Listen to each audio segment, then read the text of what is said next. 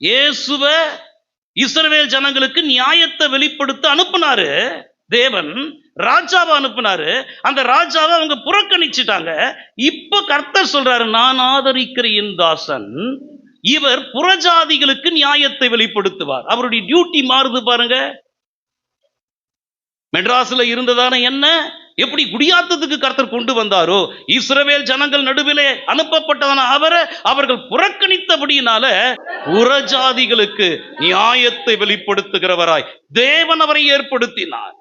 இன்னொரு வசனத்துல நம்ம பார்க்கும் பொழுது எஸ்ஐயா தீர்க்கதரிசனத்தின் புஸ்தகத்துல 42:7 வாசிங்க. நீதியின்படி கர்த்தர் அழைக்கிறார். அவருடைய நீதியின்படி கர்த்தர் அழைத்து அவருடைய கையை பிடித்து கர்த்தர் பாருங்க அவரை தற்காத்து ஜனத்துக்கு உடன்படிக்கையாகவும் ஜாதிகளுக்கு ஒளியாக. கையை உயர்த்தலையா சொல்லாமா? முதலாவது அந்த ஒளி ஒரு குறிப்பிட்ட ஜாதியின் மேல் பிரகாசித்தது. அவர்கள் தான் இஸ்ரவேல் ஜனங்க. ஆனா அந்த ஜனங்க அந்த ஒளியை புறக்கணித்தாங்க. அது வேண்டாம் சொல்லி பற்றி கொள்ளல. யோவான்ல 1ஆம் அதிகாரம் 5வது வசனத்துல சொல்லப்பட்டிருக்குது, அந்த ஒளி அதான் இருளில் நடக்கிற ஜனங்க. அப்ப அந்த பெரிய வெளிச்சம் ஃபர்ஸ்ட்ல எங்க போச்சு? இஸ்ரவேல் தேசத்துக்கு போச்சு.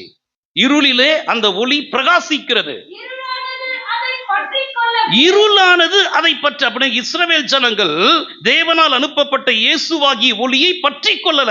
ஆகவே தேவன் அவர்களை புறஜாதிகளுக்கு ஒளியாக கர்த்தர் ஏற்படுத்தினார். அப்ப புறஜாதிகளாகிய நாமோ அந்த ஒளியை பற்றி கொண்டோம்.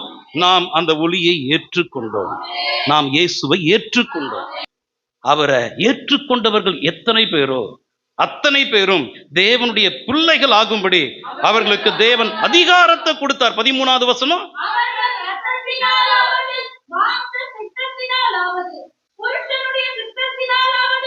பத்தியா அவங்க மனுஷனுடைய சித்தத்தினாலாவது இரத்தத்தினாலாவது மாம்ச சித்தத்தினாலாவது பிறவாமல் புருஷனுடைய சித்தத்தினாலாவது பிறவாமல் தேவனாலே பிறந்தது.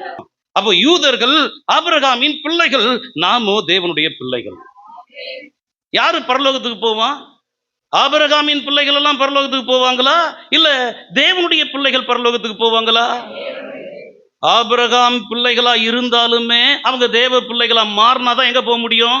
அதனாலதான் இயேசு சத்தியத்தை சொல்றாரு, ஒருவன் மறுபடியும் பிறவாவிட்டால், ஆபிரகாமின் பிள்ளைகளா இருந்தாலும் சரி, பாஸ்டர் பிள்ளைகளா இருந்தாலும் சரி, நல்ல தேவ பக்தி நிறைந்த விசுவாசி பிள்ளையா இருந்தாலும் சரி, அவன் தேவனுடைய பிள்ளையாய் மாறினாதான் அவன் பரலோகத்துக்கு போக முடியும்.